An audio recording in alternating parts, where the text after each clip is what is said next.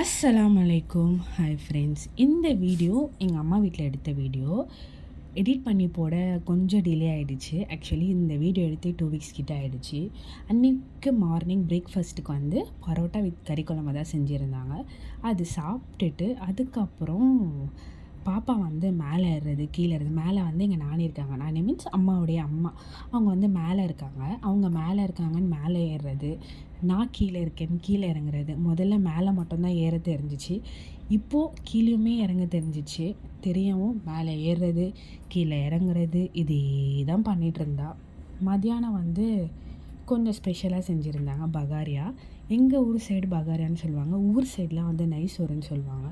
உங்கள் வீட்டில் எப்படி சொல்லுவாங்கன்னு சொல்லி கமெண்ட் செக்ஷனில் கமெண்ட் பண்ணுங்கள். அதே மாதிரி அது கூட சில பேருக்கு தால்ச்சா வச்சு சாப்பிட்டா பிடிக்கும். சில பேர் அது கூட வந்து சிக்கன் இல்லாட்டி மட்டன் உருளைக்கிழங்கு போட்டு தேங்காய் அரைச்சி ஊற்றி மிட்டா சாலான்னு சொல்லுவாங்க. அது வச்சு சாப்பிட பிடிக்கும். அதுவுமே உங்களுக்கு என்ன வச்சு சாப்பிட பிடிக்கும்னு சொல்லி கமெண்ட் பண்ணுங்கள். அன்றைக்கி எங்கள் அம்மா தால்ச்சா தான் செஞ்சுருந்தாங்க. பகாரியா தால்ச்சா வித் சிக்கன் 65 தான் செஞ்சுருந்தாங்க. அன்றைக்கோட மெனு அதுதான். அதோடு நான் வீடியோ எடுக்கவே இல்லை. ஈவினிங் வந்து நான் எங்கள் வீட்டுக்கு வந்துட்டேன். ஸோ அன்றைக்கி ஃபுல்லாக அப்படியே வீட்டுக்கு வந்து சாப்பாடுமே அம்மா கொடுத்து அமைச்சிருந்தாங்க. நைட் அதே வச்சு சாப்பிட்டுட்டு தூங்கிட்டோம். மறுநாள் ஆஃப்டர்நூன் லன்ச்லேருந்து வீடியோ கண்டினியூ ஆகுது. சாப்பாடுக்கு அரிசி ஊற வச்சு தனியாக எடுத்து வச்சுட்டேன். இவங்க வந்து காஃபி கேட்டிருந்தாங்க. காஃபியுமே அவங்களுக்கு சைடில் போட்டு கொடுத்துட்டேன். அன்றைக்கி வந்து ஒரு குழம்பு தான் வந்து ட்ரை பண்ணியிருந்தேன். ஆக்சுவலாக யூடியூப்பில் பார்த்து தான் ட்ரை பண்ணியிருந்தேன். வெந்தயம் பூண்டு புளி குழம்பு. அதுக்கு ஃபஸ்ட்டு ஒரு 6-7 பல் பூண்டை வந்து உரித்து தனியாக எடுத்து வச்சுக்கோங்க.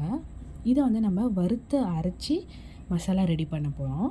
அதுக்கு 1 ஸ்பூன் பச்சரிசி, மிளகு, வெந்தயம், சீரகம் இது எல்லாமே ஈக்குவல் குவான்டிட்டியில் இருக்கணும். இது எல்லாமே எடுத்து வறுத்து நம்ம அரைச்சி தனியாக வச்சுக்கணும். கூட வெங்காயம், தக்காளி இதுவுமே கட் பண்ணி தனியாக எடுத்து நான் வச்சிட்டேன். சைடில் பாத்திரமும் கொஞ்சம் இருந்துச்சு. அதையுமே வாஷ் பண்ணி தனியாக எடுத்து வச்சிட்டேன்.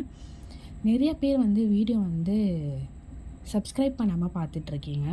நீங்கள் சப்ஸ்கிரைப் பண்ணிவிட்டு பார்த்தா தான் எனக்குமே கொஞ்சம் மோட்டிவேஷனாக இருக்கும். ப்ளீஸ் சப்ஸ்கிரைப் பண்ணிவிட்டு பாருங்கள். லைக் பண்ணுங்கள், ஷேர் பண்ணுங்கள், கமெண்ட் பண்ணுங்கள்.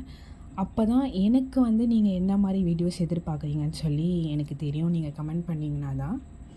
சைடில் பாத்திரம் வாஷ் பண்ணிவிட்டு அரிசியுமே கழுவி தண்ணி ஊற்றி ஒலை வச்சிட்டேன். இந்த மசாலாவுமே வறுத்து அது வறுக்கிறது எப்படி எந்த அளவு வரைக்கும் நீங்கள் வறுக்கணும் அப்படின்னு பார்த்தீங்கன்னா, அது வந்து வறுக்கும் போதே ஒரு ஸ்மெல் வரும், கலரும் சேஞ்ச் ஆகும். அந்த டைமில் நீங்கள் ஆஃப் பண்ணி கொஞ்சம் ஆற வச்சு அரைச்சி நீங்கள் தனியாக வச்சுக்கணும். இந்த குழம்பு செய்ய ஒரு கடாயில் எண்ணெய் விட்டு கடுகு, வெந்தயம், வெங்காயம், பூண்டு, கருவேப்பிலை போட்டு நல்லா வதக்கணும். வெங்காயம் வதக்கிறதுக்கு கொஞ்சம் உப்பு ஆட் பண்ணி வதக்கிக்கோங்க. அது வதங்கினதுக்கப்புறம் கட் பண்ண தக்காளியுமே ஆட் பண்ணி தட்டு போட்டு கொஞ்சம் நேரம் நல்லா வேகிறதுக்கு மூடி வச்சுக்கோங்க. சைடில் அஞ்சரைப்பட்டியுமே கொஞ்சம் காலியாக இருந்துச்சு. அதுவுமே ஃபில் பண்ணிவிட்டு உப்பு இதெல்லாமே ஃபில் பண்ண வேண்டியது இருந்துச்சு. அதுவுமே ஃபில் பண்ணி தனியாக எடுத்து வச்சுட்டேன். அந்த சைடில் இதுவுமே எண்ணெய் பிரிஞ்சு வந்துருச்சு. இது கூட நம்ம வறுத்து அரைச்ச மசாலா ஒரு ஸ்பூன், ஒரு 1.5 ஸ்பூன் ஆட் பண்ணிக்கோங்க. அதுக்கப்புறம் தேவையான அளவு மஞ்சள்தூள், மிளகாய்த்தூள், உப்பு ஆட் பண்ணி நல்லா மிக்ஸ் பண்ணிவிட்டு உங்கள் புளிப்புக்கு ஏற்ற மாதிரி புளி தண்ணி ஆட் பண்ணிக்கோங்க. ஆட் பண்ணி நல்லா கொதி வந்து அந்த தண்ணி நல்லா சுண்டி நல்லா கெட்டிமாக ஆனதுக்கப்புறம் அடுப்பை ஆஃப் பண்ணிட்டிங்கன்னா குழம்பு ரெடி. இதுக்கு சைடிஷ் வந்து உருளைக்கிழங்கு பொரியல் தான் செஞ்சுருந்தேன். அது எப்படின்னா, உருளைக்கிழங்கை கட் பண்ணிவிட்டு சின்ன சின்ன பீஸாக கட் பண்ணி எடுத்துக்கோங்க. கட் பண்ணி எடுத்துட்டு கடாயில் எண்ணெய் விட்டு உருளைக்கிழங்கு, உப்பு, மஞ்சள்தூள், மிளகாய்த்தூள் அவ்வளோதான். இது கூட வந்து எதுவுமே ஆட் பண்ண தேவையில்ல. இது மட்டும்தான் ஆட் பண்ணணும். அப்படியே அந்த எண்ணெயிலேயே அந்த இது வந்து உருளைக்கிழங்கு வந்து வெந்துடும். நீங்கள் சின்ன சின்ன பீஸாக கட் பண்ணும் போது வெந்ததுக்கப்புறம் எடுத்து தனியாக வச்சுக்கோங்க. அவ்வளோதான். அன்றைக்கி மெனு வந்து ஒயிட் ரைஸ், புளிக்குழம்பு வித் பொட்டேட்டோ ஃப்ரை அவ்வளோதான்.